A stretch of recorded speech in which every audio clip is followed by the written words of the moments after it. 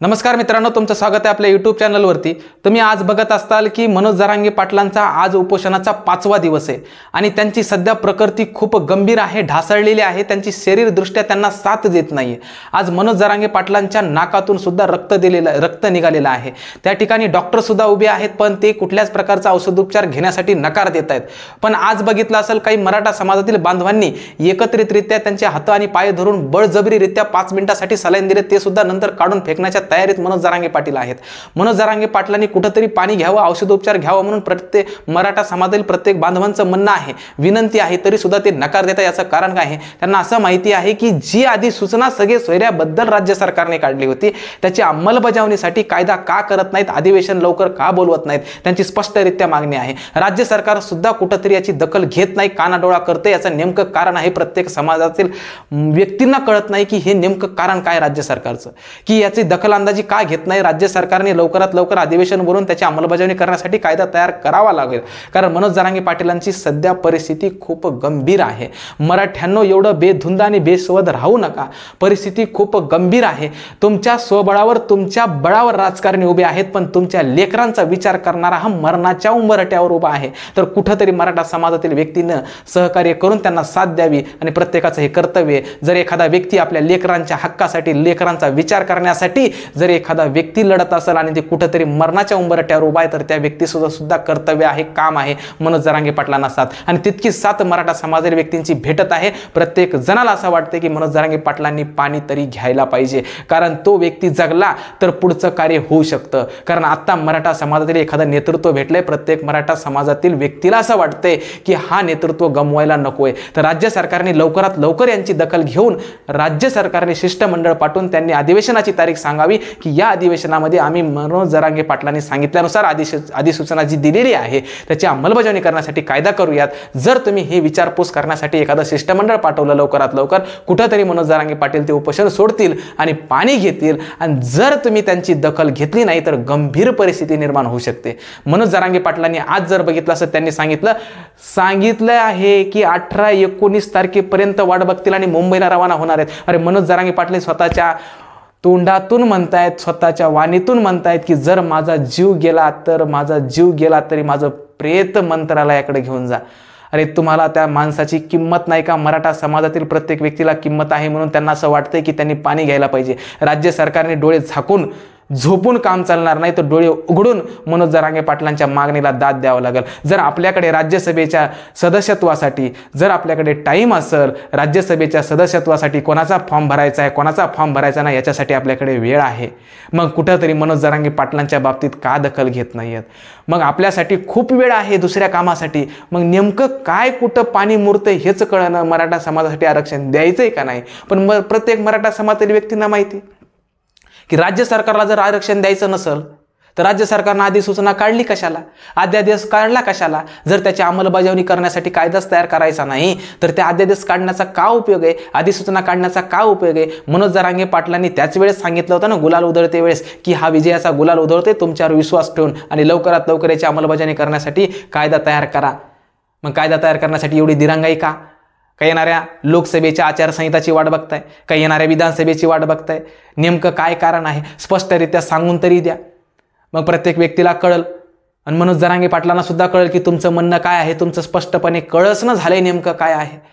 आणि त्यांची जर तुम्ही दखल घेत नसताल तर कुठंतरी विपरीत परिणाम घडतील, कारण मनोज जरांगे पाटलांची प्रकृती सध्या खूप बिकट झालेली आहे। मराठा समाजातील प्रत्येक व्यक्ती अंतरवाली सराटीमध्ये जाऊन त्यांना पाणी घेण्याची विनवणी करतोय। अरे, लहान लेकरू सुद्धा त्याला कुठेतरी भावना आहेत। मनोज जरांगे पाटील हे काय आहेत त्या लेकराला कळालंय, तुम्हाला का कळालं नाही? कारण त्याला सुद्धा कळतंय की मनोज जरांगे पाटील हे लढा लढत आहेत गोरगरीब लेकरांसाठी, त्यांच्या हक्कासाठी विचार करणारा एखादा माणूस नेतृत्व भेटलाय, त्याला कशाला गमवायचे? तुमच्या मनामध्ये कुठेतरी भावना नाहीत का? आपली कुठेतरी माणुसकी विसरत चाललायत का? एखादा व्यक्ती जर मरणाच्या उंबरठ्यावर उभा आहे तर आपण त्या व्यक्तीची दखल घेणं गरजेचं आहे, आणि तितक्यातल्या तितक्यात मायबाप असणारा महाराष्ट्राचा सरकार यांनी कुठेतरी विचार करावा। आणि त्याच्याच बदल्यात सत्तेतील एखादा माणूस व्यक्ती म्हणतोय की त्यांचं डोकं ठिकाणावर नाही, डोक्यावर परिणाम झालाय। अरे, डोक्यावर परिणाम कोणाच्या होत असतो? राजकारणी जे सत्तेमध्ये येणार आहेत किंवा येणारे असतील त्यांना कुठेतरी लोकसभेचं राज्यसभेचं तिकीट भेटत नाही, ते मग येण्यासारखं करू शकतात। या व्यक्तीला कुठल्या प्रकारचा राजकारणाचा लालूच नाहीये, कुठल्या प्रकारची पक्षाचा तर काही संबंधच नाही, सत्ताचा काही संबंधच नाही, त्याला कुठल्या माणसाला खासदार व्हायचं नाही, आमदार व्हायचं नाही, मुख्यमंत्री व्हायचं नाही, त्याच्या अपेक्षाच नाहीत ना. ते कशाला डोक्यावर परिणाम होईल? त्यांच्या डोक्यामध्ये एकच विचार आहे, ते म्हणजे मराठा आरक्षण भेटलंच पाहिजे.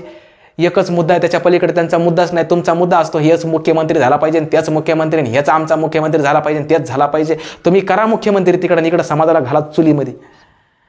इथं माणूस मेला तरी चालतं. अरे राजाचं काय नेतृत्व असतं? राजा म्हणजेच कोण असतो? जो जनतेचा विचार करतो. मग जनतेचा विचार करतोय, ठीक आहे, तुमचे प्रश्न वेगळ्या बाजूला असतील, पण उपोषण करते वेळेस त्याचा एखादा व्यक्तीचा जर जीव धोक्यात असेल तर ते जीव वाचवण्याचा प्रयत्न करा, नंतर प्रश्न बघू. पण कुठंतरी उपोषण 5वा दिवस आहे, त्यांच्या प्रकृती बिघडत चालली, तर तुम्ही कुठंतरी त्यांची दखल लवकरात लवकर घेणं तितकंच गरजेचं आहे. या ठिकाणी प्रत्येक जाणारा माणूस काय वेडा वाटला का तुम्हाला? मनोज जरांगे पाटलांना जाऊन पाणी घेण्यासाठी विनवणी करतोय. डॉक्टर साहेब आहेत तिथं, कलेक्टर साहेब आहेत, विभागीय आयुक्त आहेत. मग तुम्हाला येण्यासाठी वेळ नाही का? किंवा एखादा शिष्टमंडळ पाठवण्यासाठी वेळ नाही का? याच्या अगोदर पाठवलेत ना, याच्या अगोदर सुद्धा तुम्ही प्रोसेस केलेल्या आहेत ना. मग प्रोसेस करायला काय हरकत आहे? तुम्ही जर त्यांना सांगितलं 2 दिवसात आम्ही अधिवेशन बोलवणार, ठीक आहे, प्रॉब्लेम नाही. सांगण्यासाठी काय जाते आपल्याला? मनोज जरांगे पाटलांचं म्हणणं आहे आत्ता आजच करा म्हणून. अरे येण्यासाठी तुमच्याकडे वेळ नाही तर पुढे बोलण्यासाठी तर लांबच गोष्ट राहिली ना. मनोज जरांगे पाटलांची कुठेतरी लवकरात लवकर दखल घ्या. ही तळमळ प्रत्येक मराठा समाजातील व्यक्तींची आहे. त्यांच्या मागणीला कुठेतरी दाद द्या. कारण आपल्या महाराष्ट्राचा मायबाप राज्य सरकार त्यांनी दखल घेतली तर कुठेतरी व्यक्तीला दिलासा भेटेल की मनोज जरांगे पाटलांनी पाणी घेतलं, उपोषण सोडलं आणि त्यांचा जीव धोक्यात होता तो वाचला. कारण त्या जगण्यामध्ये मनोज जरांगे पाटलांच्या त्या जीवाला कुठंतरी धोक्याची घंटा भेटत आहे.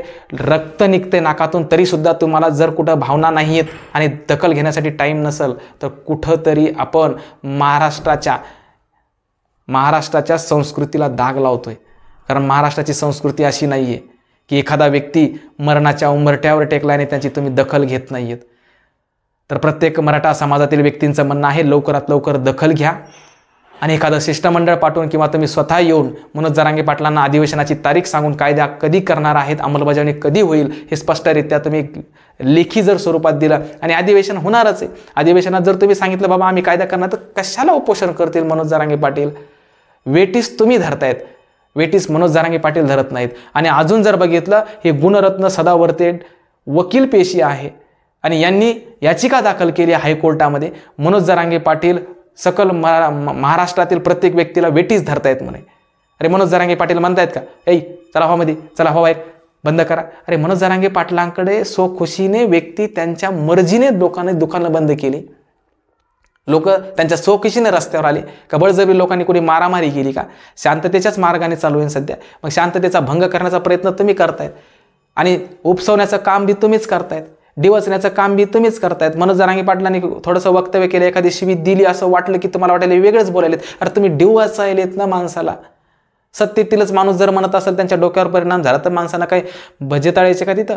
तुम्हाला बोलायचं नाही तर म्हणजे बोलल्यानंतर त्यांचा राग येतोय. असं का होतंय? कुठंतरी आपण सगळेजण एकत्रितरित्या महाराष्ट्रामध्ये सत्तेतील व्यक्ती असतील, विरोधातील व्यक्ती असतील, तर प्रत्येकाला भावना आहे, प्रत्येकाला माणुसकी कुठंतरी जपलेली असेल. त्या माणुसकीचा विचार करून मनोज जरांगे पाटलांच्या जे काही भूमिका आहे त्यांची दखल घ्या आणि लवकरात लवकर दखल घेतल्यानंतर अधिवेशनामध्ये जे काही अधिसूचना काढली होती सगळे सोयऱ्याबद्दल त्याची अंमलबजावणी करण्यासाठी कायदा लवकरात लवकर तत्पर करावा, जेणेकरून मनोज जरांगे पाटलांना ह्या उपोषणाची वेळ आलीच नाही पाहिजे. ठीक आहे, तर एवढंच या माध्यमातून सांगतो आणि थांबतो. धन्यवाद.